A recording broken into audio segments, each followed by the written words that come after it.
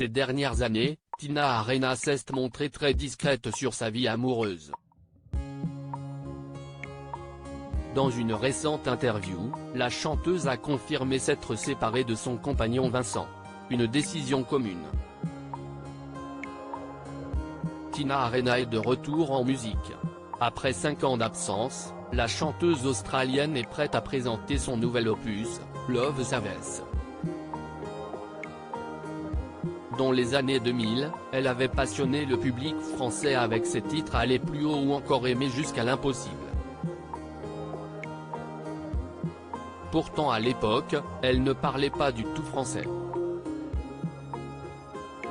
Si est-il l'amour qu'il a finalement décidé à apprendre la langue.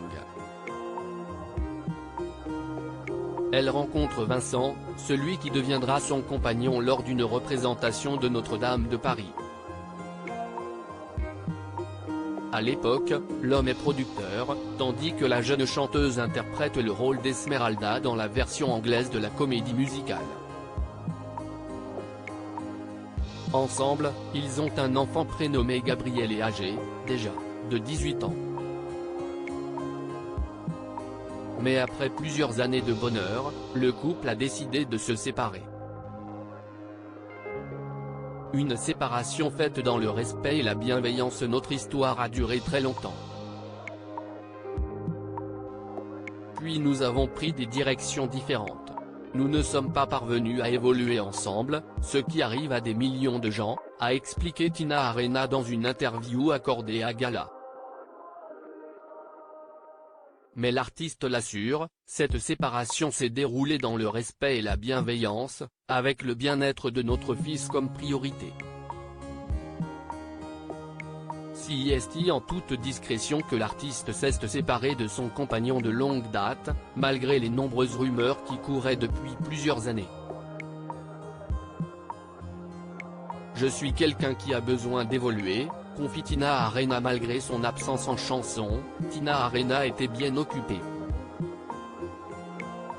Je suis quelqu'un qui a besoin d'évoluer, en permanence. J'ai besoin de prendre des risques. C'est pour cela que depuis une trentaine d'années, je coécris mes chansons en anglais.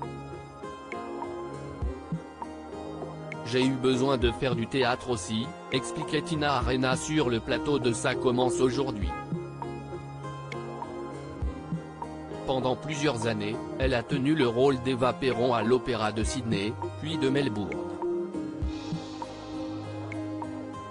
Plus récemment, si est dans l'émission Masked Singer que le public français a pu la retrouver sur scène.